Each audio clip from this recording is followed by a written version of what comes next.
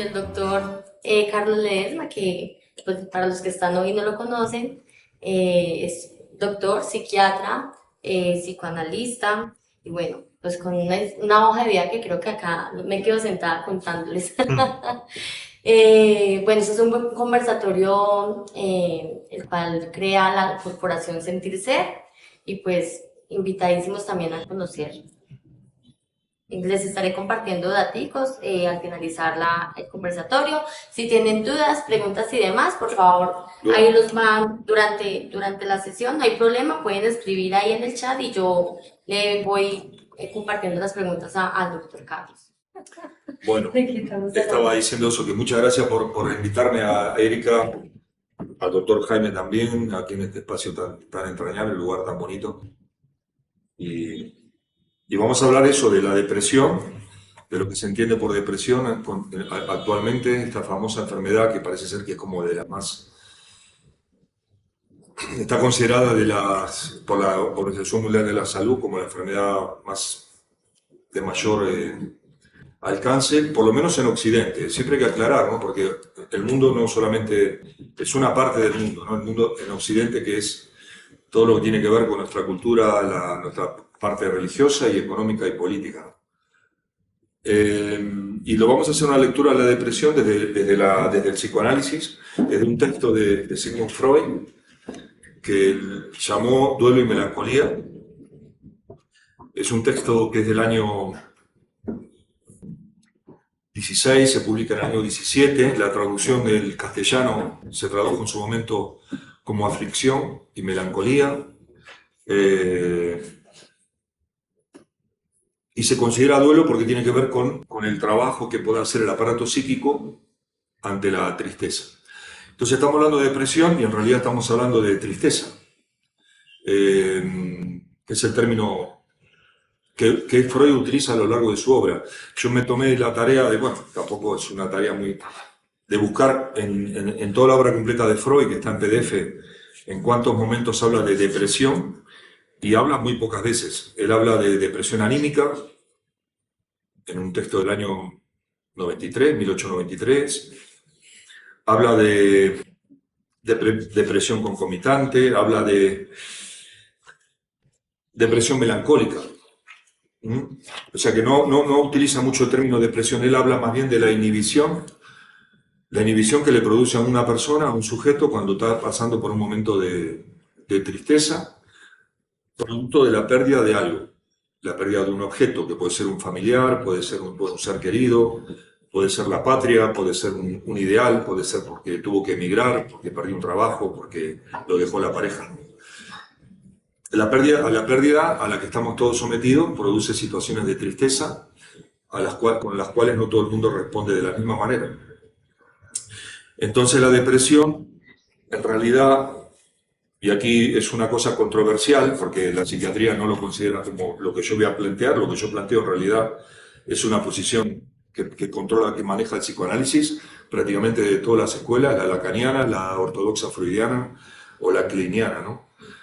Se considera la depresión como una manifestación, y aquí viene la palabrita, una manifestación neurótica, o sea, como un síntoma. Para los que entendemos el sufrimiento humano desde las teorías psicoanalíticas, la depresión no es una enfermedad en sí misma, sino que es una manifestación sintomática que tiene una serie de fenómenos que vamos a intentar comentar acá. Freud habla en ese texto, habla del término melancolía. Ustedes habrán escuchado hablar que hoy se habla mucho de trastorno bipolar. En realidad es una categoría que se conoce hace más de un siglo, y Freud la llamó locura cíclica. Freud, Kraepelin, toda la psiquiatría alemana de aquella época, ¿no? Entonces la locura cíclica, o sea, donde el sujeto pasaba de un estado aparentemente de euforia, maníaco, a un estado depresivo, a un estado de tristeza, a un estado de melancolía. Y aquí tengo que hacer una observación respecto a la idea de lo que significa la palabra melancolía. Lo voy a intentar simplificar para hablarlo en un lenguaje con el que hablamos habitualmente, coloquial. Yo, por ejemplo, tengo la costumbre de que cuando hablo con mis pacientes, o con mis pacientes no, no son mis pacientes, con las personas que tengo la suerte y la circunstancia de atender en mi consulta privada o en los hospitales, aquí en un hospital en Colombia o donde yo trabajo, que es en España, yo realmente utilizo la regla que me dijeron mis maestros, las personas que hablaron conmigo me explicaron un poco de qué iba todo este asunto. Podría nombrarle por lo menos a 6 o 7 maestros que me dijeron que nunca había que utilizar términos psiquiátricos cuando uno habla con un paciente. O sea, con un paciente hay que hablar de términos coloquiales, hay que hablar de tristeza, hay que hablar de alegría, de abatimiento, hay que hablar de celos, hay que hablar de envidia. Los mismos afectos que están tanto en la Biblia como en la ética de Spinoza. Con el paciente hay que hablar con términos del lenguaje común para que lo entiendan. Yo trabajo con un equipo de acompañamiento terapéutico que lo llevamos en España y a las personas que trabajan en mi equipo, compañeros, compañeras que están estudiando, que están investigando todo este tema, siempre les decimos eso, ¿no? Que no utilicen con un paciente términos psiquiátricos. Yo he visto aquí en Colombia, como también lo veo en España, como lo veo en los lugares donde yo trabajo, que a los pacientes le hablan de esquizofrenia. Dice, usted lo que tiene es un trastorno esquizofrénico, usted lo que tiene es un trastorno bipolar, usted lo que tiene es un trastorno límite, o su hijo tiene un trastorno ¿no? autista, ¿no? Y entonces los pacientes se desconciertan, ¿no? Porque, o tiene un trastorno de ansiedad o depresivo mayor. Entonces la persona, si uno le dice que tiene tristeza, que está triste, que está abatido, que tiene una impotencia ante las cosas de la vida, creo que es más fácil llevar a tener una conversación con él. Entonces la cuestión de la melancolía tiene dos vertientes, ¿no? En el término como lo entendemos. Está la melancolía, la que yo defiendo, ¿no? La que a mí me gusta, que es la que nos gusta creo a todos, ¿no? La melancolía lírica, la romántica, la poética, ¿no? La que nos permite escuchar una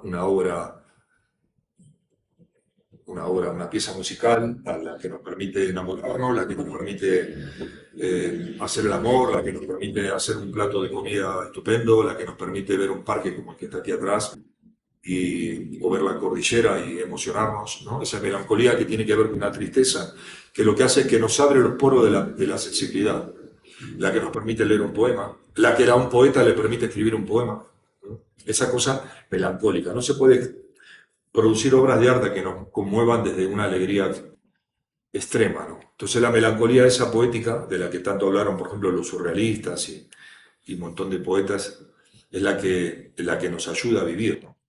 Pero luego está la otra melancolía, que es la que viene el término de la parte de la medicina esta que hablaba de los humores, esa melancolía gris, oscura, negra, ¿no? Que estaba asociada a la bilis, ¿no? Esa melancolía que ya es patológica, esa melancolía que hace que el paciente, o la persona, mejor dicho, quede atrapada en una red de oscuridad tremenda, ¿no?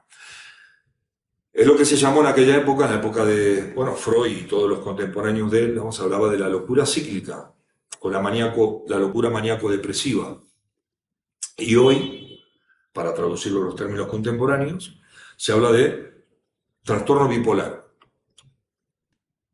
El otro día me preguntó una muchacha que está ingresada aquí en un hospital psiquiátrico donde yo trabajo, estoy colaborando, estoy haciendo una estancia, al cual le doy todas las gracias por haberme permitido estar acá y compartir.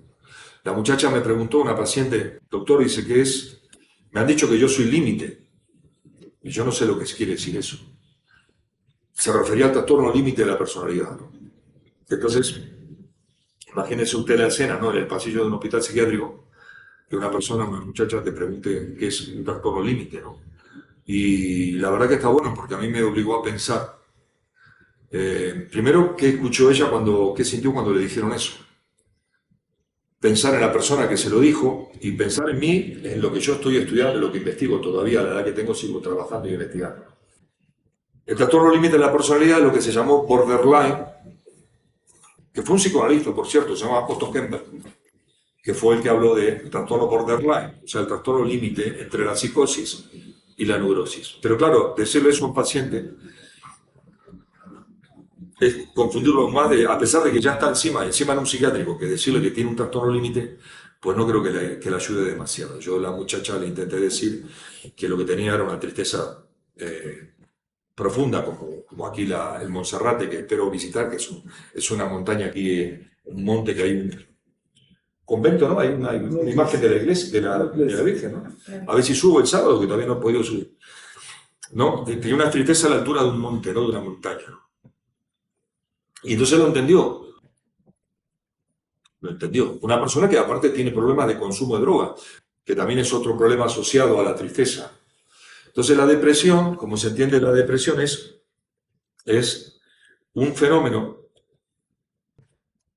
una manifestación de un problema que subyace, otro problema que está por debajo. Esto desde la mirada del psicoanálisis. Pero para la mirada de la psiquiatría, la mirada de cierta psiquiatría, la mirada de la psicología o de cierta psicología, la depresión es una enfermedad en sí misma, una enfermedad que hay que curar. Y ahí consideramos los que estamos dentro del psicoanálisis que ahí está el error para abordar este problema. Que me parece pertinente hacer una diferencia entre, voy a decir así, la tristeza neurótica. La tristeza neurótica, es decir, la tristeza en la que se puede dar cuenta de una razón por la que uno está triste, la que tiene sentido. Digamos, estoy triste por una pérdida, porque me pasó algo mal, etc. Y hacer la diferencia con la tristeza, voy a decir así, psicótica, la tristeza que no se puede explicar, que no, una extraña tristeza de la que no pueden dar cuenta. Quería decir eso. Sí. No, y totalmente pertinente porque está en lo que estamos desarrollando la idea de, para que las personas, los compañeros, compañeras que estén escuchando esto, puedan ir y seguir investigando y seguir estudiando, los que sean amigos del psicoanálisis o los que no lo sean, pero que puedan entenderlo, porque todos tenemos a alguien cercano, un familiar, un amigo, una pareja, que pasa por episodios de esa magnitud y realmente nos genera un desconcierto tremendo, ¿no? Tener un familiar, un amigo, una pareja que no se pueda levantar de la cama y no pueda hacer nada, ni sus tareas y tal. Entonces, bueno, esa es la intención.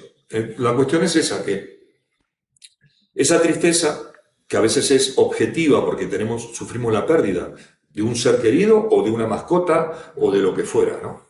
O de un ideal, de una esperanza de viajar a un sitio y no podemos. Y esa tristeza tiene un objeto. Pero luego hay otra tristeza. Y en esa tristeza, cuando se produce ese periodo de tristeza, el sujeto, nosotros, la persona que la padece, lo que pierde interés para nosotros es el mundo. El mundo empieza a desaparecer, o sea, perdemos interés en el mundo.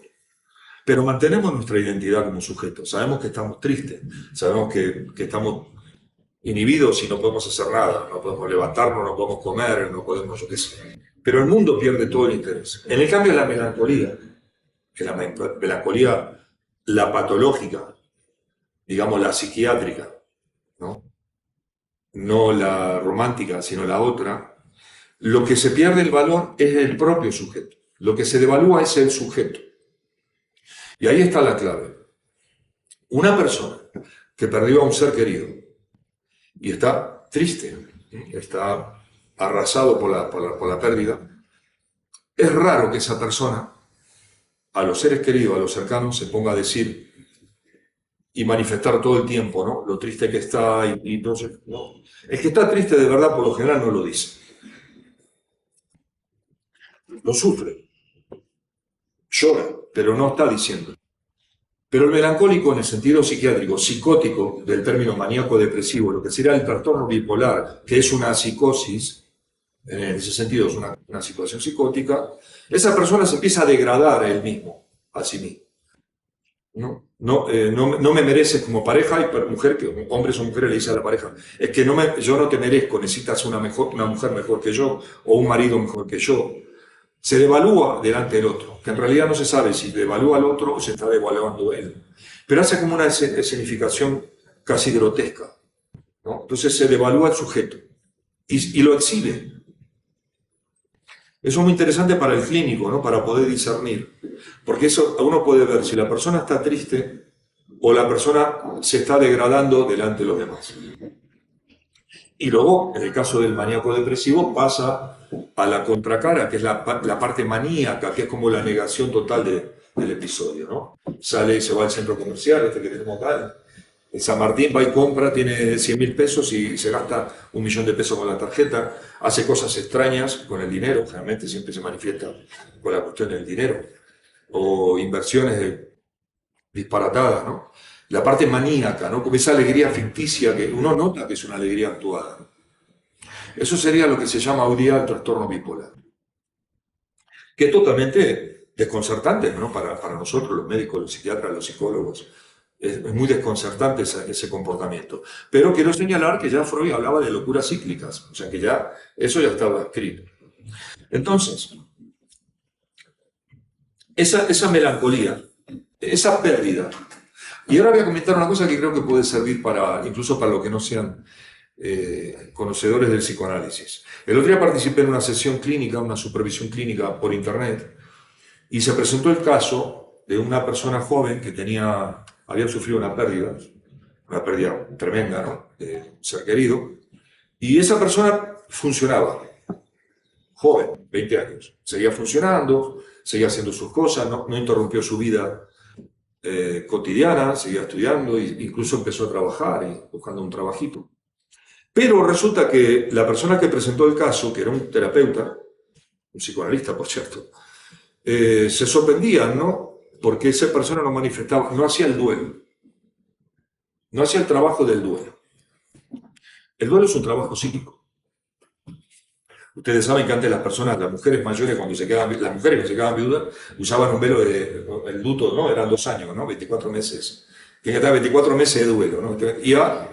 Iba por la calle con la cosa negra para el vestido negro. Había que hacerlo obligatoriamente, no podía ir a una fiesta, no tenía que estar, era como una obligación. Pues hoy día resulta que los psicólogos y ciertos psicoanalistas consideran que es una obligación el duelo. Si no elabora el duelo, lo está negando, y si lo está negando, en algún momento de la vida le va a salir. Sí. A mí me sorprende porque es como una obligación. Yo conocí, estaba acordando yo cuando estaba apuntando estas cosas, una señora mayor en España, una mujer de 60 y pico de años, que había perdido al esposo. El esposo era bastante mayor que ella y parece ser que era una persona que le incordiaba mucho. Un buen hombre, pero un hombre molesto, digamos, ¿no? Y la cosa es que el hombre muere después de una enfermedad crónica que le llevó un par de años a esta mujer atenderlo, cuidarlo y todo, y aparte una persona demandante, ¿no? Porque hay enfermos que se arreglan con la enfermedad, pero hay otros enfermos que necesitan que estén encima todo el tiempo. Y este era el caso de este hombre. La cuestión es que, buen hombre, digo, ¿eh? Una buena persona, pero la mujer, cuando muere su marido, evidentemente para ella fue un alivio. Un alivio en todos los sentidos, ¿no? Un alivio económico, un alivio anímico, un alivio de todos los órdenes, ¿no? Con lo cual, pero ella no podía decir que estaba aliviada porque el marido, al que tanto quería, porque lo quería, no podía decir que estaba aliviada que el tipo había fallecido, ¿no? ¿Cómo va a decir eso? No se podía ni permitir ir a una reunión de amigas en un centro social con otras amigas, porque tenía que hacer el duelo, era la obligación. Entonces muchas veces los psicólogos, los psicoanalistas o los psiquiatras no se dan cuenta de la relación previa que tenía el sujeto con el objeto que perdió, que es lo que hay que tener en cuenta. Porque hay que ver la relación que yo tenía con ese padre que me mataron, por ejemplo, que es el caso de este muchacho, qué relación yo tenía con ese padre que mataron. Entonces quizás la muerte de ese padre, evidentemente es una tragedia, pero hay que ver la relación. Entonces muchas veces perdemos la distancia de ese tema, de esa cuestión. En esa supervisión clínica se planteó que ese muchacho estaba postergando o no estaba elaborando el duelo, como si elaborar el duelo fuera una obligación. Y yo hice un esquema que aquí no se va a ver, porque es un esquema, pero lo voy a explicar con mis manos, yo que me gusta mover mucho las manos. Hay como unas líneas paralelas, ¿no? Entonces, lo voy a hacer con las manos. Imagínense que en el momento cero una persona pierde a un ser querido. Momento cero. Su vida transcurre, linealmente el tiempo transcurre. Para el psiquismo, para la parte consciente, la parte inconsciente, el psiquismo sigue funcionando. Y el duelo no lo manifiesta la persona. En un plano no lo manifiesta. Pero en otro plano, que es el inconsciente, el duelo puede estar elaborándose. Cuando duerme, cuando está trabajando, cuando está haciendo cosas, porque el psiquismo son muchas capas. Ese es el error que cometen, por ejemplo, los conductistas o los psicólogos y muchos psicoanalistas que creen que el psiquismo es lineal. Y no es lineal, porque mientras yo estoy hablando aquí con ustedes, mi cabeza sigue trabajando. Mientras ustedes están escuchando, dirán, este hombre lo que está diciendo es una tontería, y ustedes estarán pensando en otras cosas, y estarán elaborando otras cosas, mientras están escuchándome a mí. O estarán diciendo lo que dice este tipo puede ser interesante o puede ser una estupidez. Y están pensando ustedes automáticamente en otra cosa. Mañana tienen que ir a trabajar, tienen una entrevista de trabajo, o la pareja les dejó, o no tienen dinero, o tienen dinero y no saben qué hacer con él. Es decir, el psiquismo son infinidad de capas. Entonces pensar que una persona, porque pierde un objeto, un ser querido, tiene que hacer un duelo forzoso, eso es un error tremendo que cometen incluso los psicoanalistas. En esa supervisión se destacó que ese chico negaba la muerte de ese padre, bueno, la muerte brutal, que fue un asesinato, y que algún día, digo, bueno, algún día quién sabe, ¿no? Porque por ahí el chico, cuando tiene 50 años, empieza a pensar en eso y que fue la pérdida. Pero lo que hay que pensar no es la pérdida en sí, sino lo que hay que pensar es la relación que tenía el sujeto con el objeto que perdió, que es la clave. Es la clave. Otro ejemplo, y eso también creo que lo van a entender. Se habla mucho de trastorno de estrés postraumático, el famoso TEP.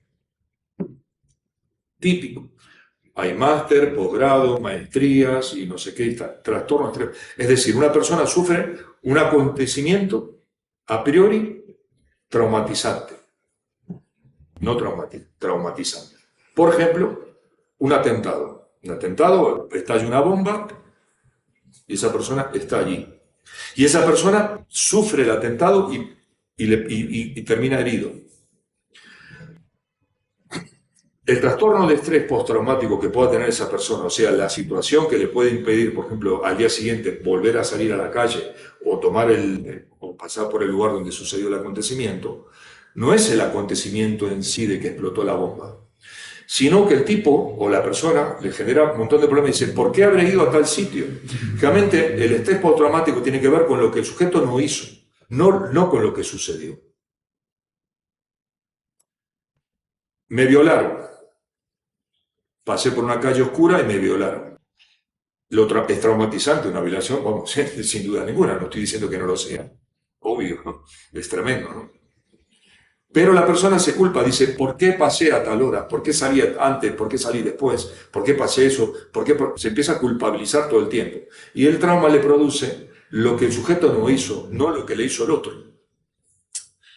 La depresión tiene que ver con esto también. O sea, la relación que tiene la persona, el sujeto, con lo que perdió.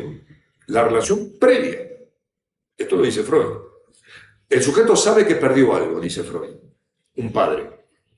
Lo que dice Freud es muy interesante. También Lacan lo llama, lo tiene en cuenta. Dice, el sujeto sabe que perdió el padre, lo que no sabe qué es lo que perdió con el padre desaparecido. Y esa es la clave. Cosas. Uno, en relación no sé si decir la amplitud de la dimensión psíquica, la posibilidad de amar y odiar al mismo tiempo, amar, odiar y de muchas cosas al mismo tiempo a la misma persona, sin que eso represente nada del otro mundo. Pero quería decir algo muy particular a propósito de lo siguiente, y es que en el discurso positivista, la psiquiatría y la psicología hizo carrera que la tristeza es patológica. O sea, hizo carrera que uno no puede estar triste, que no se puede estar triste. Entonces, cuando alguien dice estar triste, entonces toca, pues, terapia para que no esté triste, medicamentos para que no esté triste, en fin, como si la tristeza fuese un pecado. Un pecado, como si parte de ese discurso positivista de no poder ver y aceptar el sufrimiento y el dolor del ser humano. Y otra cosa, sí, claro. Solo una más, y es que en relación con lo que estás diciendo, pensé en una cosa muy lacaniana, que tú dices que lo que hace daño es lo que se piensa que no se hizo. Bueno, casi en la misma línea, pero un tris diferente, y lo puedo decir un poco sobre, podría decirlo, no lo voy a decir con ejemplos Sí. de algunos casos. Lo que hace daño es el deseo propio. Sí. Pero luego, bueno, podemos hablar de eso. Lo que vos señalás es clave, es buenísimo. Jaime está hablando de lo que Freud llamó la ambivalencia de los afectos. ¿Mm?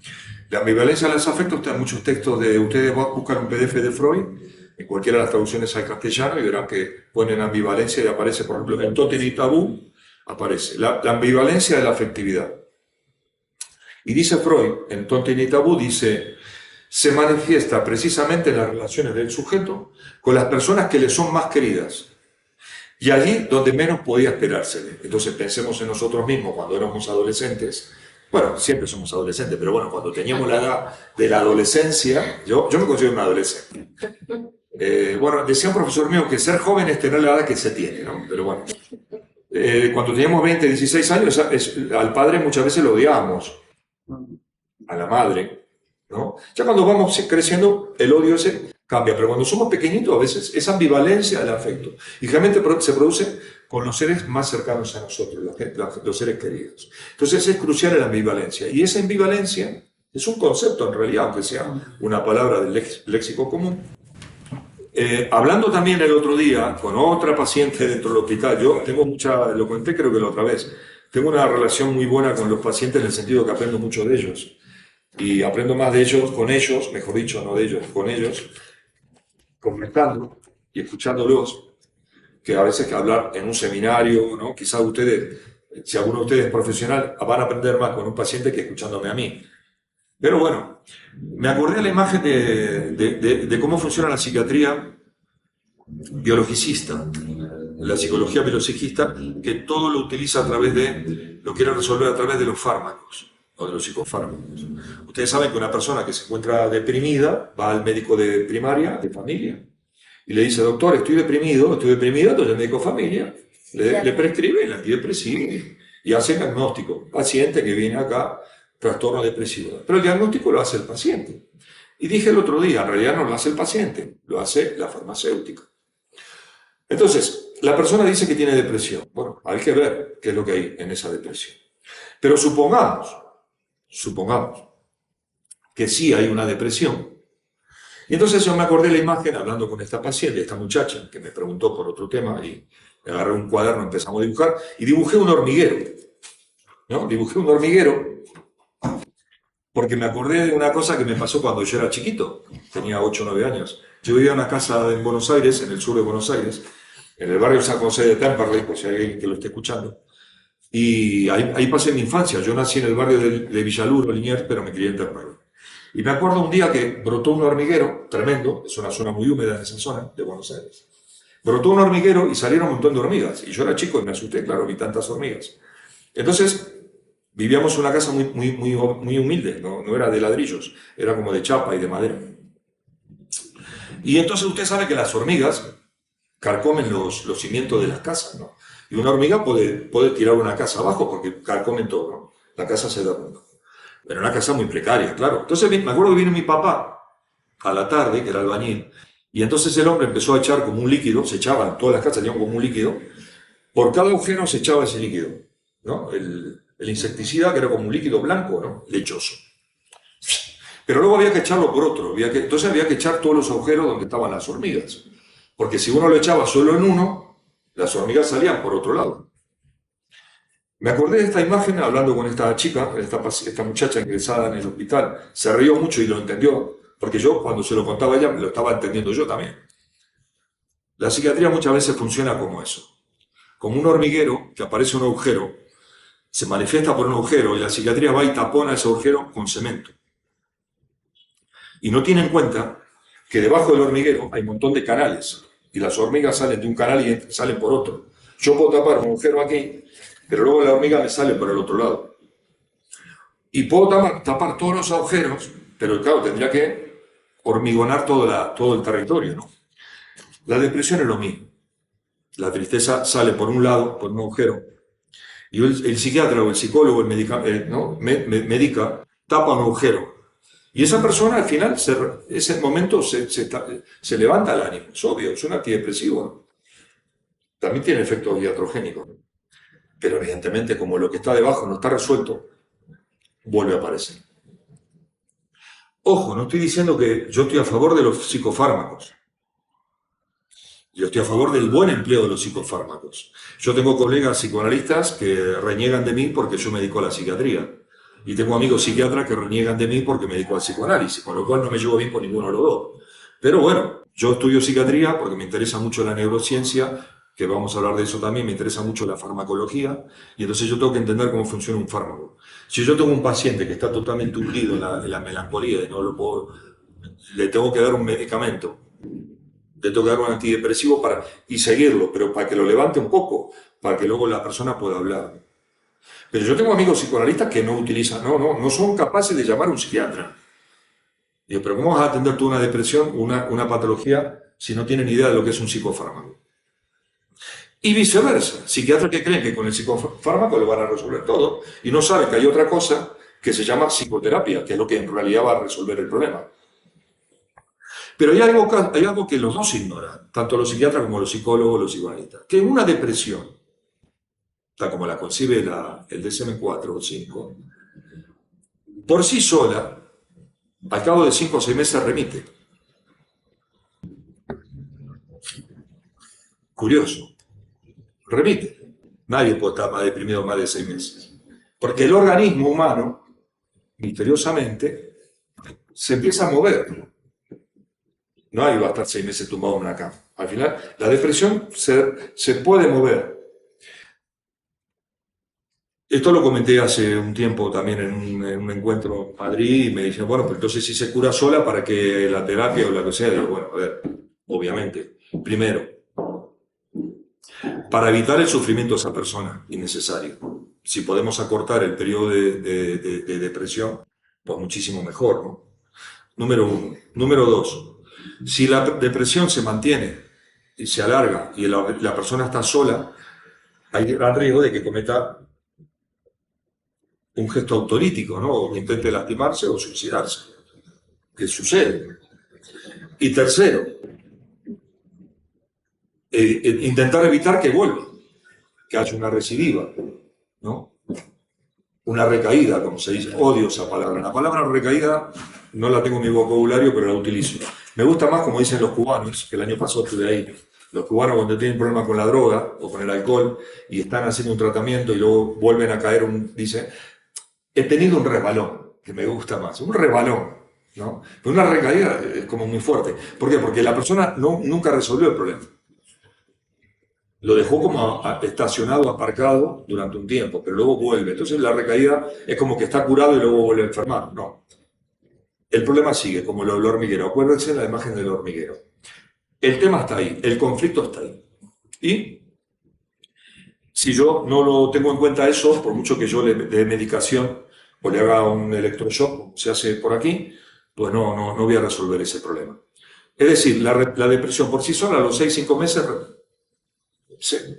más o menos se resuelve un poquito. Lo que pasa es que luego al cabo del tiempo vuelve a intensificarse. Hoy día no se puede explicar si el proceso depresivo, el episodio depresivo, melancólico, de tristeza, es por un desequilibrio previo neurológico, neuronal, o el desequilibrio neuronal es consecuencia del proceso depresivo. Eso hoy día no se puede explicar. Hay infinidad de papers, uno pone en internet y se puede encontrar estudios a favor de una posición y a favor de la otra. Pero hoy día no se puede determinar si la depresión es producto de un trastorno neurológico previo, neurofisiológico, neuroquímico, o lo que sí está comprobado,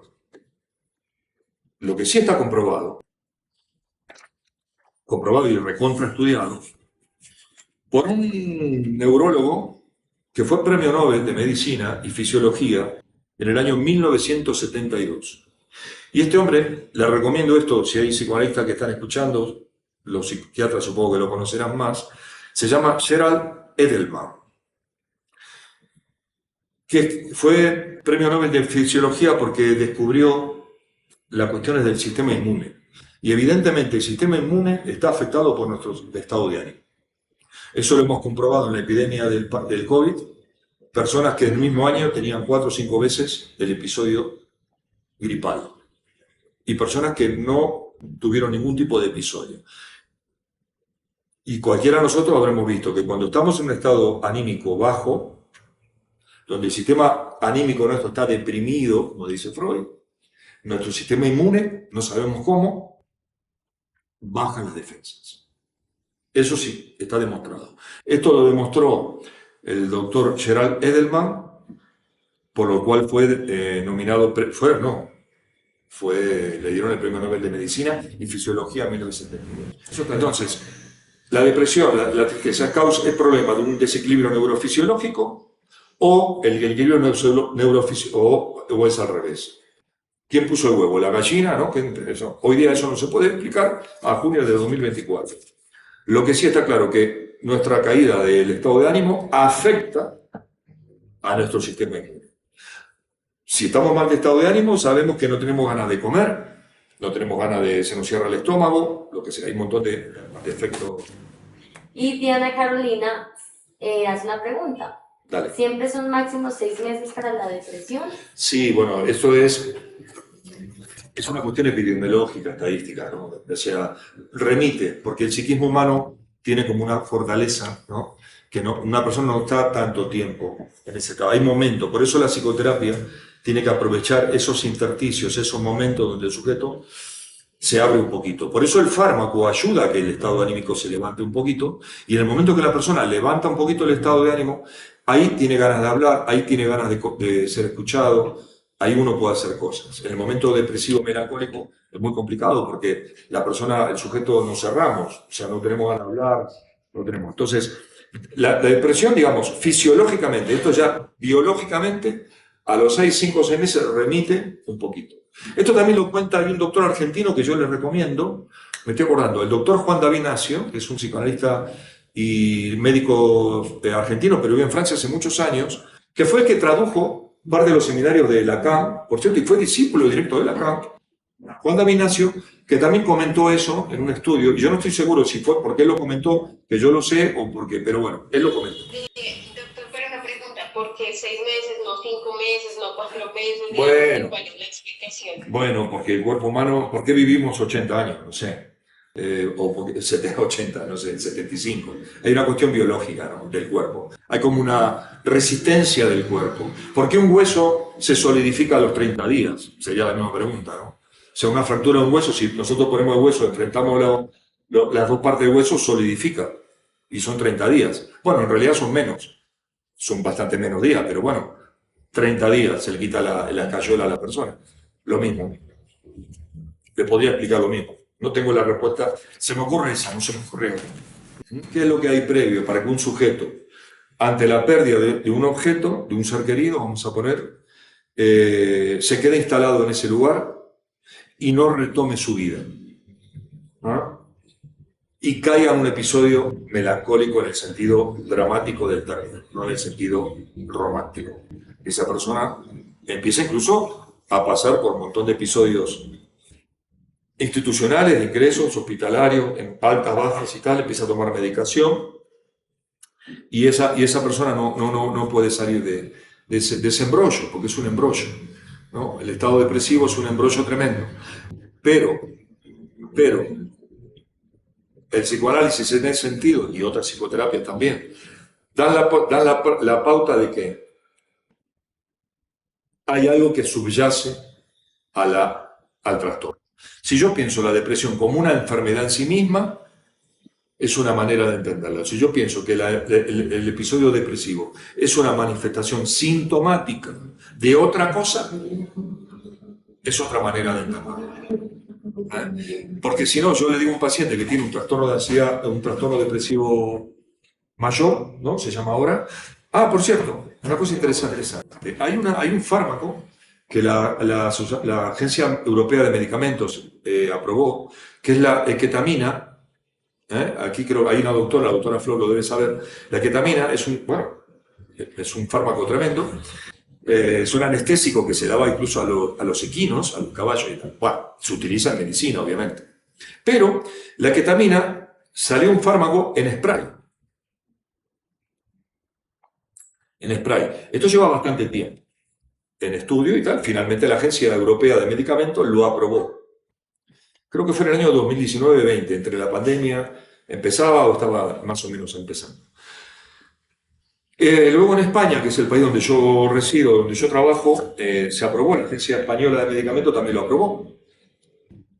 El uso de la eketamina es un spray para el trastorno depresivo mayor. Yo, evidentemente, rápidamente empecé a investigar sobre ese asunto. Bueno, ya venía investigando tiempo atrás porque ya había escuchado de ese tema. Y bueno, el artículo era crítico, ¿no? Porque digo, ¿por qué el trastorno depresivo mayor lo voy a curar con un spray y no voy a tener en cuenta? O sea, la persona está en su casa, tiene un ataque de depresión tremendo, se va al botiquín y se mete el spray este, ¿no? Y la persona puede pensar que cuanto más spray se meta, ¿no?, más rápido se le va la depresión. Es muy peligroso eso. Muy peligroso. Porque la persona cree que es una enfermedad. Como si yo me corto el dedo, que antes me corté el dedo aquí con un cuchillito, ¿no? Y yo, bueno, pues a ver, pero es el dedo. Pero la depresión es otra cosa. Dicho esto, leí en prensa, bueno, me lo mandó una compañera de Barcelona, que ya sabe que me gusta mucho este tema de meterme con las farmacéuticas, pero no me meto mal, me gusta que me inviten a veces a la presentación de un medicamento, ¿no? Que me inviten a comer un buen jamón y esas cosas. Se aprobó, o sea, en España hay un premio que se llama Premio Cervantes, creo que, no, miento, Premio Príncipe de Asturias, que es como un premio que se da a diferentes especialidades de las artes, y este año se le concedió a un grupo de, no sé qué decir, científicos, neurólogos, no sé qué, son 5 personas de diferentes países, que es un fármaco que lleva tiempo intentando el mercado ponerse en marcha, que es un fármaco, lo voy a decir tal como lo dice el artículo, contra la obesidad. Es un fármaco que se viene administrando hace bastante tiempo para las personas que padecen este problema de la acumulación del peso, de la obesidad. Entonces, yo me leí el artículo científico, el paper, primero me leí la noticia del periódico, en el correo del País Vasco, digo, ¿y esto cómo es? ¿No? Entonces había periodistas incluso que les pareció raro, ¿no?, cómo un medicamento puede resolver un problema de la obesidad. Yo sé que nadie, y los médicos saben que nadie engorda sin comer. Nadie engorda del éter, ¿no? O sea, la gente engorda porque come. Si no come, no engorda. Pero bueno, el fármaco lo que hace es actúa directamente sobre el sistema nervioso, sobre el cerebro, y lo que hace es bloquea, ¿no? Hace como una simulación para el cerebro de que está saciado el sistema digestivo, el aparato digestivo. Entonces la persona supuestamente le hacen como una trampita y entonces no tiene la sensación de hambre, lo cual no dudo que será eficaz. Seguramente lo es. De hecho, hace tiempo que se está comercializando. Pero ¿qué es lo que sucede? Se le está atribuyendo a lo de comer es un tema neurológico, cuando en realidad el ansia por comer es un tema psíquico, como bien dijo hace un momento Jaime, la cuestión del deseo. Yo no me voy a la heladera o a la nevera 5 veces a la noche y agarro y me como todo lo que encuentro si no tengo previamente un problema psíquico, anímico.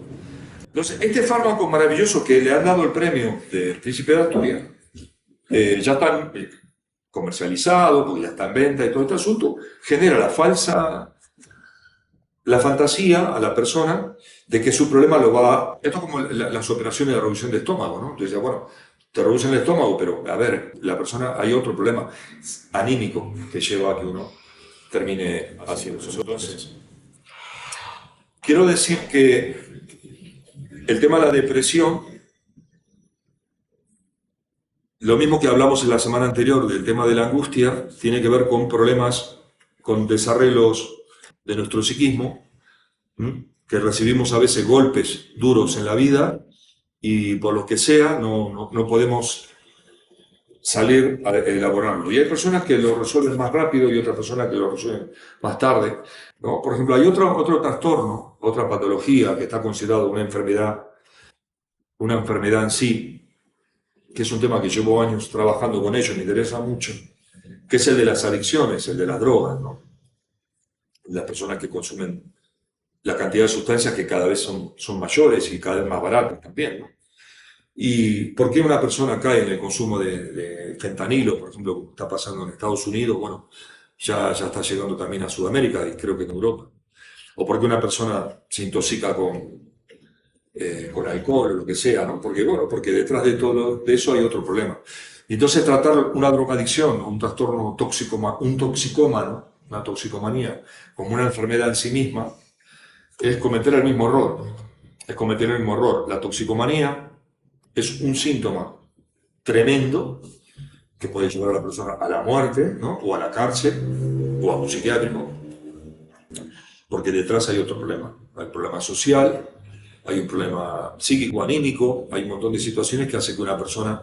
Por eso para un psiquiatra o para un psicólogo resulta tan, eh, ¿cómo diría yo?, tan inexplicable, ¿no? Que una persona que lleve 5 meses sin consumir, ¿no? Que supuestamente pasó el periodo de abstinencia, supuestamente su cuerpo no tiene recuerdos químicos de la droga que tomaba, pasado 5 o 6 meses vuelve a consumir. No tiene explicación. Entonces por eso se habla de una recaída, ¿no? Y por eso también se le dice muchas veces a las personas alcoholistas o alcohólicas que son alcohólicos para toda la vida, o que el drogadicto es drogadicto para toda la vida, o el depresivo es depresivo para toda la vida. Y no es así, no es para toda la vida. Para toda la vida es el miedo a la muerte, el miedo a que el cuerpo no nos responda, el miedo a un montón de que no nos quieran. Para toda la vida es eso, pero lo otro no. Y aquí hay un tema que lo tengo aquí apuntado, que me parece clave también para entender el tema de la depresión.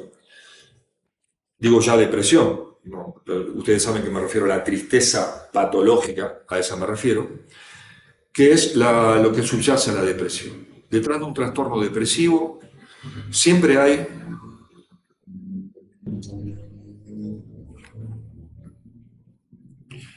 una agresividad muy grande, hay una hostilidad muy grande, muy grande. Cuando decía Pichon Rivière, que era un sociólogo, psicólogo argentino, bueno, creo que era sueco, pero suizo, pero vivió en la Argentina, Enrique Pichon Rivière, y Freud también lo comentaba de alguna manera, decía, un paciente suicida, ¿no? La pregunta es, ¿se me voy a suicidar, no? Entonces Pichon Rivière decía, bueno, se va a suicidar, ¿usted a quién quiere matar? Allí había como una introyección del objeto que quería hacer desaparecer y lo hacía desaparecer a través del cuerpo. Esto les puede parecer un disparate lo que estoy diciendo, pero hay algo de la introyección. Yo me meto el objeto que perdí, me lo meto dentro del cuerpo y entonces lo quiero eliminar. Algo de eso hay en los toxicómanos. El tema es descubrir qué es lo que el sujeto incorporó a su cuerpo para que el cuerpo lo castigue de esa manera, ¿no? Entonces la cuestión de que detrás de la depresión hay una agresividad, lo dijo también Melanie Klein, la psicoanalista británica, que, bueno, que fue también muy cuestionada, pero tiene cosas muy valiosas, que es la cuestión de la agresividad. Detrás de una depresión, en ese sentido clínico, hay una agresividad muy grande. Esto también lo dice Freud y esto también lo dice, obviamente, Jacques Lacan. ¿Por qué se manifiesta? Se manifiesta esa agresividad en la irascibilidad de la persona depresiva. El depresivo rechaza, tiene una tristeza colérica, dice Freud, ¿no? Dice, es una tristeza como una tristeza agresiva, ¿no?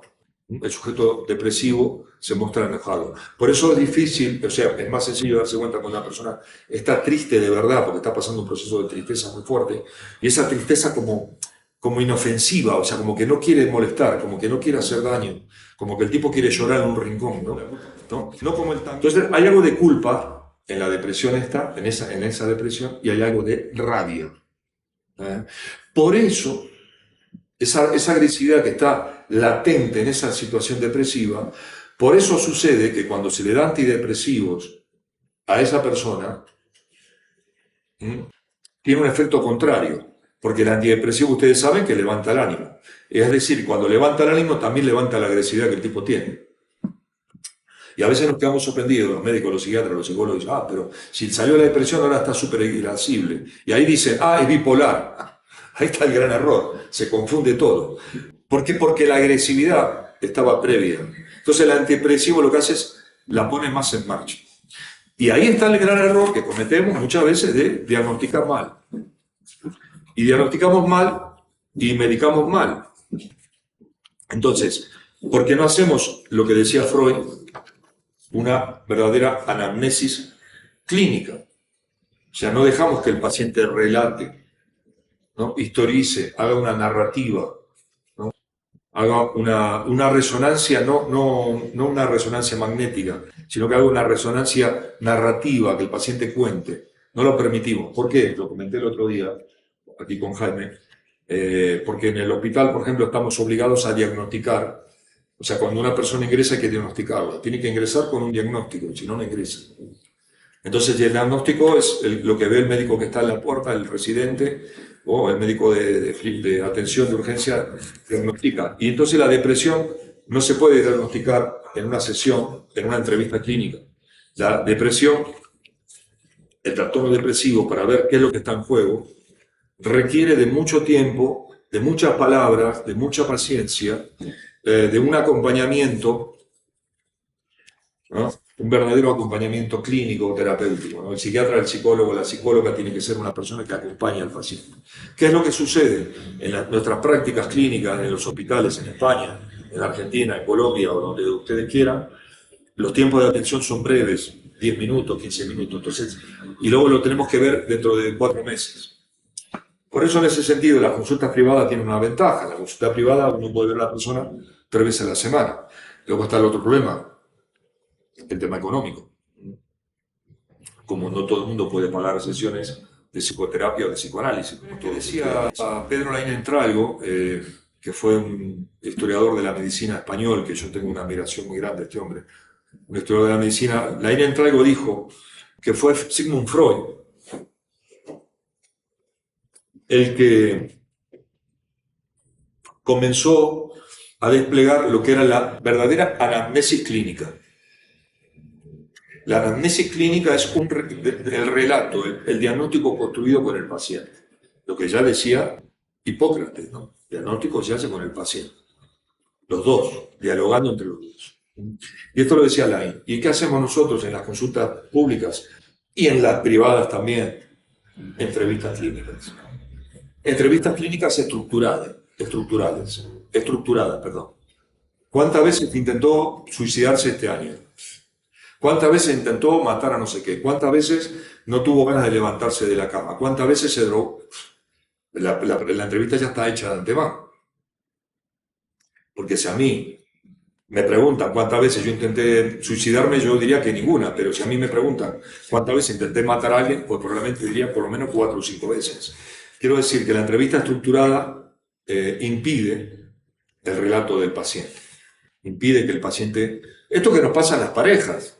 La pareja que le dice a la otra, dice, no me escuchas. Te mandé un WhatsApp, pero está visto, pero no me has contestado, ¿no? Esta cosa que tiene que ser todo inmediato y tal. No. La psicoterapia, el psicoanálisis, la psiquiatría necesita tiempo, porque un síntoma depresivo no se construye de un día para otro. No porque mi papá le hayan asesinado ayer, yo a partir de mañana tengo un síntoma depresivo. Yo tengo algo previo en esa situación, tengo una historia y esto me puede llegar a suceder. Por eso no todo el mundo se queda inmovilizado ante la pérdida de un ser querido. Y es lo que tenemos que tener en cuenta. Lo que os comenté, ese caso clínico que estaban preocupados los psicoanalistas porque el paciente parecía como que negaba, ¿no?, la muerte. Está negando la muerte del padre. No, está negando. Eso. Yo recuerdo cuando murió mi papá. Cuando murió mi papá, yo tenía 16 años, ¿no? Y para mí fue un golpe tremendo, ¿no? Fue un golpe tremendo en la mandíbula, ¿no? O sea, me quedé knockout, ¿no? Como si me hubiese agarrado Cassius Clay o Mike Tyson. Y bueno, pues la mandíbula no sé cómo fue, la fui encajando como pude, ¿no? Pero fue un episodio tremendo, ¿no? Y yo seguí con la vida. Tuve la circunstancia de que no sé por qué. Mi mamá, mi país, no sé, algo pasó. Pero no todo el mundo se recupera de un golpe en la mandíbula de esa magnitud, ¿no? Entonces, hay que tener en cuenta eso, ¿eh? El duelo no es obligatorio, no es un algoritmo, ahora que está de moda los algoritmos de la inteligencia artificial. El psiquismo no podemos reducirlos a algoritmos ni a cosas por el estilo. Como decía, decía Borges, ¿no? El lenguaje, dice, es como la luna y tiene su hemisferio de sombra, ¿no? Yo le puedo preguntar a un paciente cuántas veces intentó suicidarse y el tipo va a contestarme en función de qué es lo que quiere, que lo ingrese en el psiquiátrico o que no lo ingrese. Entonces lo que él me diga no tiene demasiado valor. No tiene demasiado valor. Si él me lo quiere contar, pues estupendo, ¿no? Y si no me lo cuenta, pues me tengo que quedar yo con la duda. Porque ¿para qué me sirve saber cuántas veces quiso matarse una persona? Es como decirle a una pareja, a mi pareja decirle, bueno, pero llevamos 20 años juntos, por ejemplo, y me dice, pero todavía me sigues amando como el primer día. Y si yo pongo una cara, va a pensar, pues entonces ya no me quieres, ¿no? Y bueno, ahí estamos en un interrogatorio. Yo, por ejemplo, que sigo aprendiendo, ¿no? Porque sigo aprendiendo. Yo puedo conocer una institución, esto también lo contaba Pillon Rivière, y lo decía otro psicólogo argentino que murió muy joven, que se llamaba José Blecher, que también lo recomiendo. José Blecher decía que uno puede conocer una institución leyendo los informes clínicos. Y es lo que hago. Yo cuando voy a un hospital, aquí en Colombia he estado en un par de ellos, y cuando me toca viajar a un país, yo miro los informes clínicos y según cómo veo los informes, cómo escriben los médicos que trabajan, yo puedo imaginar cómo es esa institución, incluso sin pisarla. No necesito ni pisarla. ¿Por qué? Porque en la historia clínica yo veo la ideología que hay en juego en esa institución. ¿Con qué ideología escriben los psiquiatras? ¿Con qué ideología escriben los psicólogos? Son muchos. Entonces siempre se pasa el mismo test. Y los diagnósticos se hacen en función de los test. Entonces uno ve las historias clínicas de un sanatorio, de un hospital, y uno puede ver cómo trabaja esa institución. Esto es como los políticos. Uno puede escuchar a los políticos, ¿no? Y no hace falta ni leerse el programa de los partidos a lo que supuestamente representan. Diana Carolina Ávila, Sí. ¿qué podrías decir de la depresión en esta época? Bueno, también lo hablamos un poco el otro día, ¿no? La depresión, la tristeza, en nuestra cultura viene de la época de los griegos. No tenemos más que remontarnos a la Odisea o a la Ilíada o al famoso Sófocles, con su Edipo y toda esta historia, y para ver que ya había personas que se suicidaban, ya había personas desesperadas, o sea que la depresión es una cosa que viene con el lenguaje, viene con la cultura. Lo que sucede en este momento, pues lo que está sucediendo sobre todo en los últimos 30, 40 años, es que hay se está tecnologizando todo de tal manera. Hay un psiquiatra argentino que está haciendo muchas investigaciones, vive en París también. Tuve la suerte de conocerlo en Madrid, que se llama Miguel Benazayat, lo recomiendo, está haciendo muchas investigaciones, y él habla sobre el tema de la dejación de funciones, ¿no? Cómo vamos perdiendo funciones y todo lo delegamos en estos aparatos, ¿no? Con lo cual nuestro cerebro empieza a dejar de funcionar como debería, ¿no? Ya no se estudia música, no se toca piano, no se aprende a hacer cosas, a cocinar, ¿no? Todo empaquetado. Entonces, la depresión en nuestra época, le diría yo a Diana, es la misma que la que teníamos cuando escribía Sófocles. Lo que pasa es que ahora cambia el modo de verla, ¿no? Ahora se la ve como una enfermedad psiquiátrica y en la época de los griegos se la veía como un sufrimiento del ser humano. Y entonces cambia porque yo a la mínima dificultad que tenga en mi vida, me puedo agarrar un diagnóstico. Voy al médico de cabecera y le digo que estoy deprimido y el médico me da una baja laboral por 20, 30 días. Y le digo a mi pareja que no puedo hacer las tareas de la casa porque estoy deprimido, estoy deprimida y no puedo hacerlo. Entonces lo que cambia son las modalidades de la depresión. Cambian las modalidades, ahora hay adicciones no conductuales, por ejemplo, hay adictos a los teléfonos, hay adictos al ordenador, a la computadora, hay adictos a infinidad de objetos, pero solamente tiene que ver con la tecnología, ¿no? Nosotros, por eso no hay progreso en la cultura. La cultura no progresa. La cultura avanza tecnológicamente, pero no progresamos. Nosotros no estamos mejor que en la época de Spinoza. No estamos mejor que en la época de Spinoza. No estamos mejor que en la época. Estamos mejor en otras cuestiones. Vivimos más años, podemos comer otras cosas, tenemos carros, tenemos aviones, tenemos tecnología. Pero el ser humano, para responder a la pregunta que hace la compañera, si uno lee la Ética de Spinoza, que la escribió la Ética según el orden geométrico en el siglo XVII, ese libro tranquilamente puede tener la misma vigencia que mejor que cualquier manual de autoayuda, de los cuales está lleno. Aquí Caracas, digo Caracas porque voy a Caracas la semana que viene. Bogotá está llena, los puestos de libros de autoayuda. ¿Cómo va a ser feliz en 4 días? Un libro de la Ética de Spinoza es mucho más fácil de leer y mucho más hermoso leer que cualquier manual de autoayuda de los que pululan en todas las librerías, que aparte son carísimos. Es decir, Diana, la depresión de la época es la misma que la época de cuando escribió la Odisea Homero. O sea, la misma, no cambia. Lo que cambia es la manera. Y ahora es un artilugio, el diagnóstico, la etiqueta, es un artilugio. Pensando en la pregunta de Diana, Sí.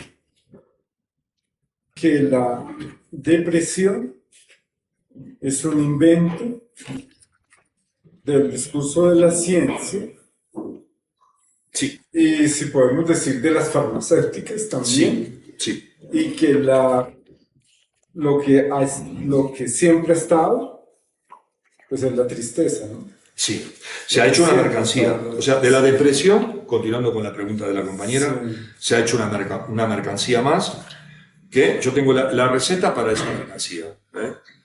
Entonces se ha hecho una receta. O sea, se hacen recetas es una mercancía más. Dejó de ser algo ético, porque la tristeza es lo más ético que nos sucede. La angustia es ética, la tristeza es ética, ¿no? Y lo hemos hecho una enfermedad. Lo hemos hecho una enfermedad. Freud estaba más adelantado de la psiquiatría en 1895-90 que lo que es la psiquiatría contemporánea. No voy a hablar de neurociencias porque ya sería meterme, es un tema que me interesa muchísimo. Cito aquí al amigo Lacan, que yo sé que hay personas de la IPA que no, pero hay una cosa que dice que en realidad no es de él, es de Freud. En los escritos de Lacan, en el escrito 1, hay uno que se llama Variantes de la cura tipo, y hace una crítica al furor sanandis, ¿no? O sea, esa cosa que vamos a curar todos los estados de ánimo. Entonces dice, la curación, en el sentido de cura, como por ejemplo lo hablaba Heidegger, ¿no? El sentido de la cura, dice Lacan, si se admite la curación, llega como beneficio por añadidura. O sea, si el síntoma depresivo se diluye, si el sujeto se hace con su tristeza, se hace amigo de su tristeza y hace de su tristeza una materia, un combustible que le da energía poética, la curación viene por añadidura. Luego lo dice también en el famoso seminario, que es un seminario maravilloso, para mí es de los mejores de Lacan, que es el seminario 10, el de la angustia. En la página 67 dice: recuerdo haber provocado la indignación de aquella clase de colegas que inflan los buenos sentimientos destinados a tranquilizar, ¿no? A curar a los pacientes. Cuando Lacan dijo, cuando yo dije, la curación viene por añadidura, que es lo que dijo Freud. Cuando yo dije eso, que no era importante diluir el síntoma, sino que importante era escuchar al paciente, hacer análisis, me trataron pensando que yo trataba al paciente con desdén. Como si no me importara el paciente, como si no me importara. Lo que pasa es que yo vengo a hablar de un concepto diferente de curación. Y dice Lacan, el concepto del que hablaba Freud. La depresión no hay que curarla.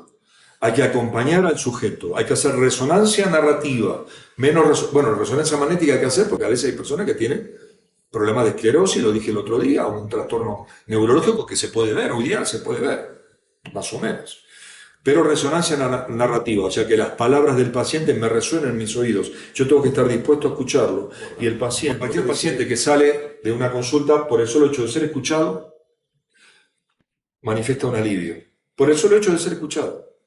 No hace falta que yo le diga, no te drogues porque la droga es mala, la vida es hermosa, lo mejor es que vayas y disfrutes de la vida, porque lo que estás perdiendo los mejores años. No, ¿para qué le voy a decir eso? No tiene sentido. ¿Por qué le voy a decir? Porque por algo en la persona hay algo inconsciente, que es lo que sucede.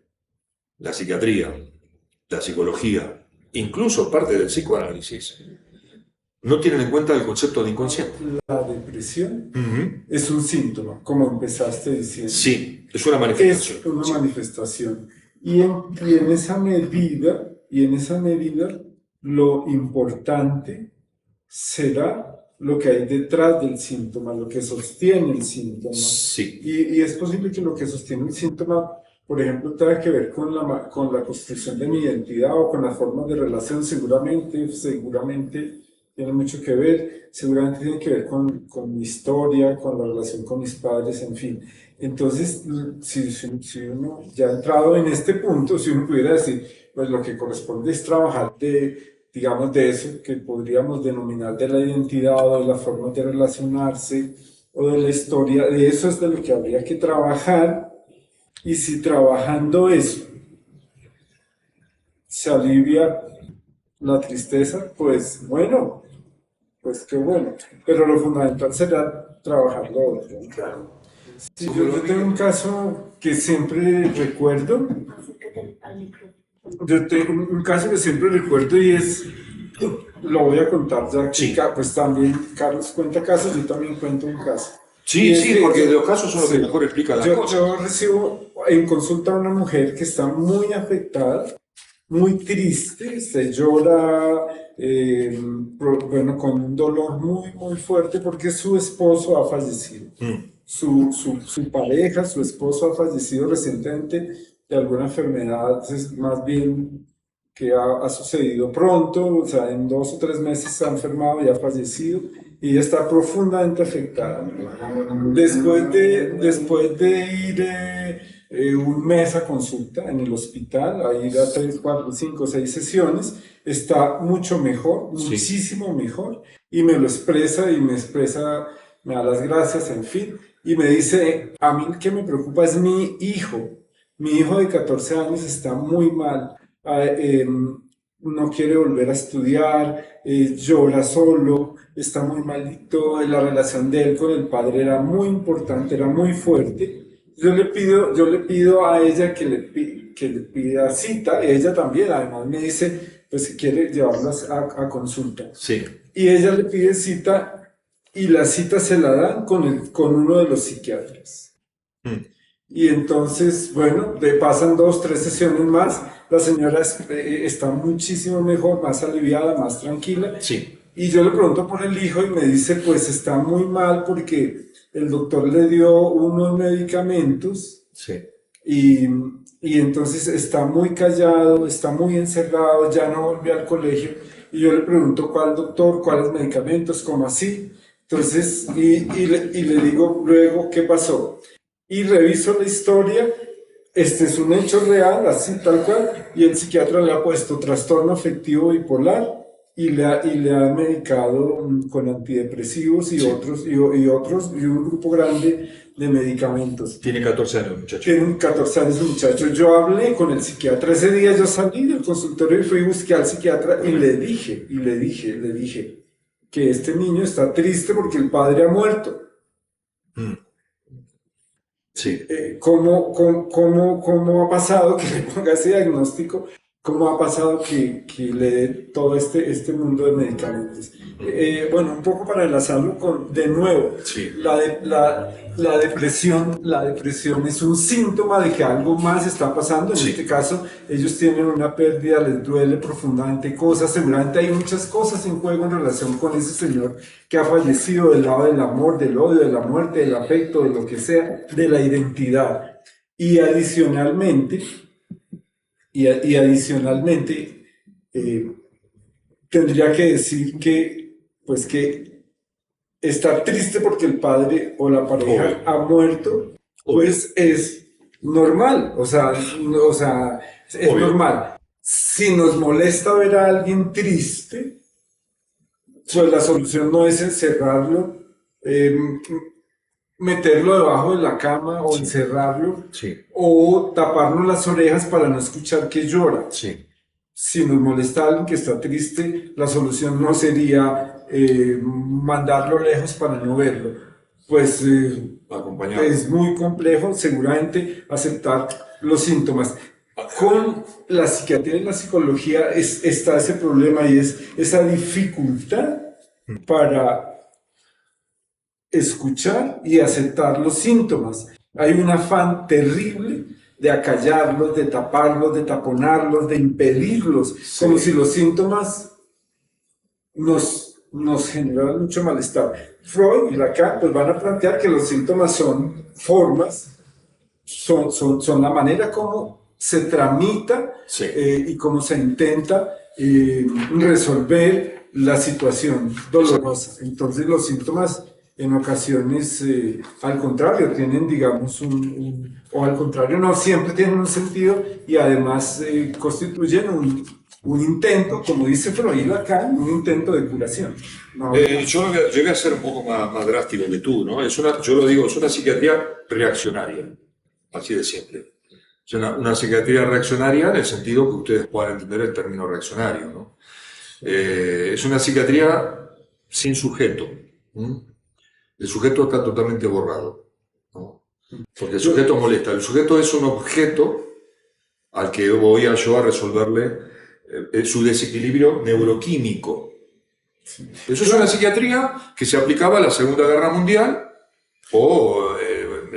bueno, ya sabes. no, pero eso se aplica aún. Y la psicología también. No, que se Los aplica ahora, psicólogos- claro que se sí, aplica ahora. Claro que se Y los aplica ahora. psicólogos no Pero pueden siempre. tolerar el otro sintomático en la escuela, en el colegio. Claro, claro. En el colegio no se puede tolerar al niño tímido, inseguro, callado, aislado, porque se le pone un diagnóstico y se le manda terapias que incluyen la Ritalina, ¿no? Y en el colegio no se puede Claro. tolerar el niño que aprende más rápido, que es más inquieto, que es más difícil, porque también se le pone nombre y también se le manda tratamiento y Muy los sencillo, psicólogos o se sea, van a esforzar porque Es muy simple, muy sea simple. normal. Muy simple. ¿Qué significa reaccionario? Alguien reaccionario es alguien que no permite, le molesta al otro. El otro hay que anularlo. Un régimen político reaccionario es que el otro hay que anularlo. Eso es un psiquiatra reaccionario. Punto. Porque me molesta al otro. Entonces yo le tengo que dar pie. Hay una cosa que dijo Heidegger, el querido Heidegger, que yo sé que está muy criticado y muy denostado por muchos, pero tiene un término muy interesante, ¿no? Que él lo trae de los griegos, que es el famoso Dasein. El Dasein quiere decir el ser ahí, quiere decir dónde se manifiesta el ser. El ser, ¿dónde se manifiesta? En el Da, ahí. El Sein, el ser. ¿Dónde se manifiesta ese muchacho que estás comentando vos? En esa tristeza. Ante un acontecimiento que lo justifica totalmente. 14 años, un buen vínculo con el papá muere, encima una enfermedad tremenda, ¡pumba! ¿Dónde se manifiesta el ser? En esa tristeza. Entonces esa tristeza, que ni el psiquiatra sabe en qué consiste, ni el muchacho sabe, ni esa madre desesperada sabe, se manifiesta ahí, el ser ahí, el Dasein se manifiesta ahí. Y hay que darle lugar para que el muchacho lo vaya articulando como bien pueda. Hay que atender bien a la mamá, eso es importante. Hay que acompañar, yo creo que más a la mamá que al chico, porque a veces la mamá interrumpe, ¿no? En ese intento de querer ayudar mucho, a veces la mamá obstaculiza, porque hay otra cosa que yo tengo que destacar, y alguna mamá que escuche que no sea amiga del psicoanálisis no va a estar de acuerdo conmigo. Hay un deseo inconsciente de mamá que quiere ser mamá siempre. Hay mamás que le gusta tener a los hijos enfermos. Hay mamás que llevan al hijo 87 veces al hospital en un año. O no lo llevan para que no se... Bueno, a veces es mejor no Para que no llevarlo. se cure. Mejor no llevarlo. Bueno, sí. Pero a veces lo llevan en exceso. Me refiero que en exceso. A la mínima, la mamá. Sí. Pero eso es una cosa que no vamos a hablar ahora, que es muy compleja. Tiene que ver con el deseo inconsciente. La psiquiatría, la psicología y parte de cierto psicoanálisis, ¿no?, obstaculizan la manifestación del inconsciente. Y el inconsciente solamente lo conocemos porque la conciencia no sabemos lo que es. Es un tema también interesante que el Antonio Damasio tiene un libro muy bueno, el científico portugués y tal, que también entró, se metió en un atolladero, ¿no? La conciencia no sabemos lo que es. Yo sé que soy ahora. Me llamo tal, estoy ahora contigo, estoy aquí en este lugar y estoy en Bogotá.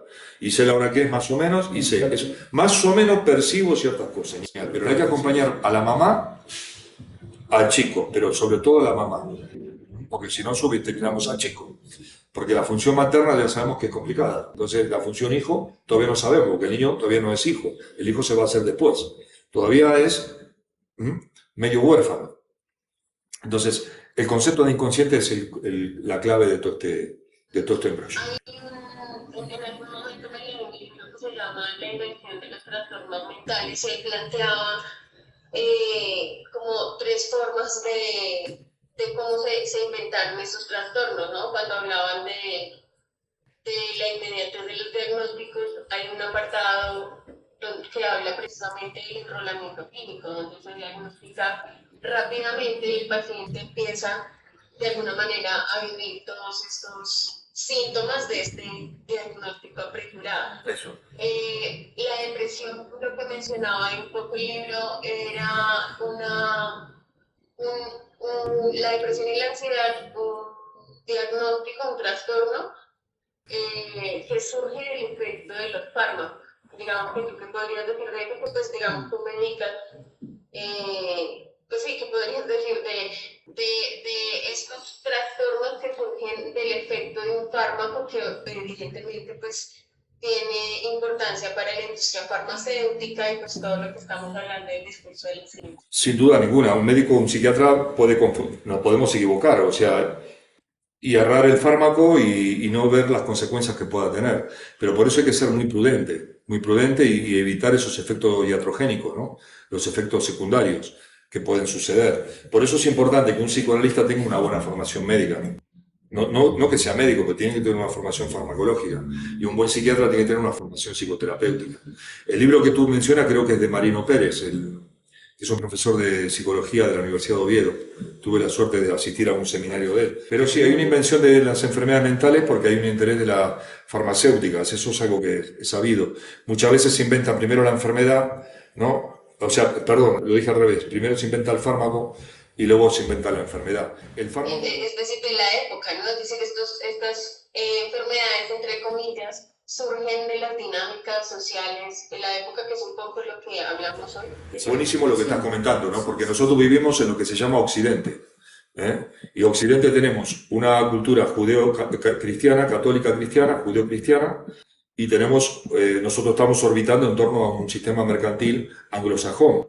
Entonces, todo lo que se considera Occidente es todo lo que tiene que ver con esa parte del mundo. Aquí donde estamos en Sudamérica, América del Norte, parte de Europa, Japón y poco más. Luego nos queda Oriente, nos queda África y tal, que hay que ver las patologías de China y de los países orientales, ¿no? Que es totalmente diferente. Aunque el sufrimiento siga siendo el mismo, ¿no? Pero cuando nos referimos a las patologías contemporáneas, hablamos de las de Occidente. Me parece muy interesante lo que plantea Diana, es decir, intentar ubicar algunos síntomas como fruto de unas ciertas formas de relación muy particulares de Occidente y de una época. Y pienso en Lacan, y pienso en lo que él llama el discurso de la ciencia, pero en particular el discurso capitalista, en donde se ha privilegiado unas formas de relación muy particular con el otro, unas formas de relación muy particulares con el deseo, con el goce, como llama Lacan, que en términos muy generales hacen que nosotros creamos que valemos por lo que podemos tener, y lo que podemos tener es siempre efímero, es siempre banal. Lo que podemos tener es dinero, es títulos, es pertenencias, es una suerte de cosas, de objetos desechables que terminan, digamos, produciendo, alentando un vacío que nos lleva a lo que digamos, se ha denominado la depresión, la ansiedad, las adicciones y una suerte de cosas muy particulares en relación con ese bien. Sí, lo que dices es clave y yo creo que cerramos con esto. Acá hay otra pregunta. Sí, mira, en la sociedad contemporánea occidental, insisto, es importante tenerlo en cuenta, es un sistema capitalista, un sistema económico, vamos a meterlo ahora en líos políticos. Aquí se bloquea al ser humano desde pequeño, nos bloquea el deseo. Y lo que no fomenta es lo que acaba de decir Jaime, que es el goce.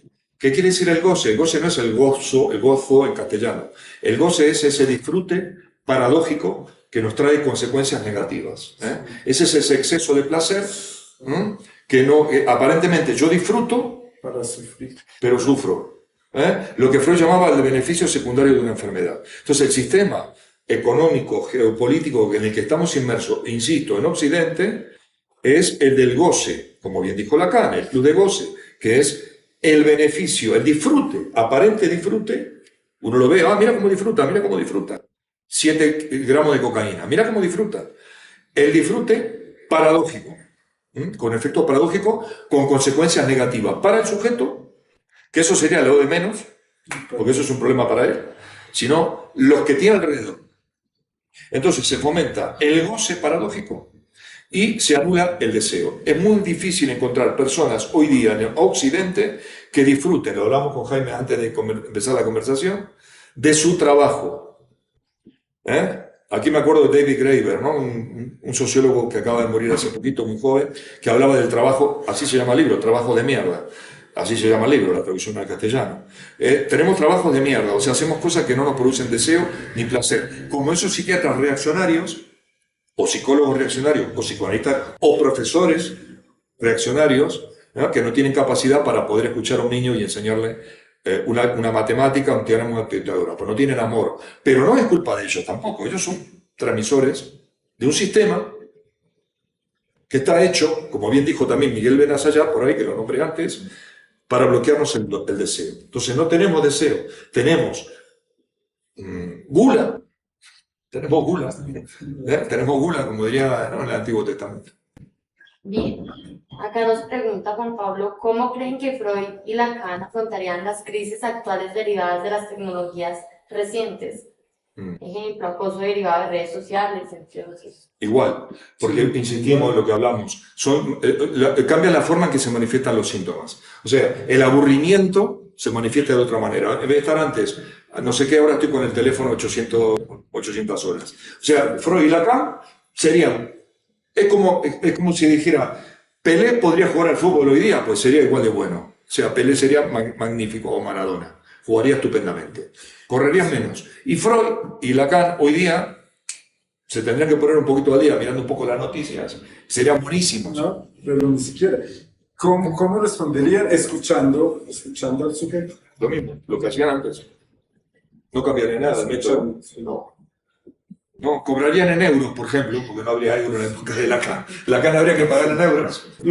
Digamos, la diferencia, la pregunta va para pensar, ¿cuál es la diferencia, por ejemplo, de la clínica de Freud y Lacan, hablemos de esos, y de la clínica de la psicología y la psiquiatría? Uno, escuchar, en vez de decir, ordenar, mandar, aconsejar. Uno, escuchar. Y dos, el otro es un sujeto.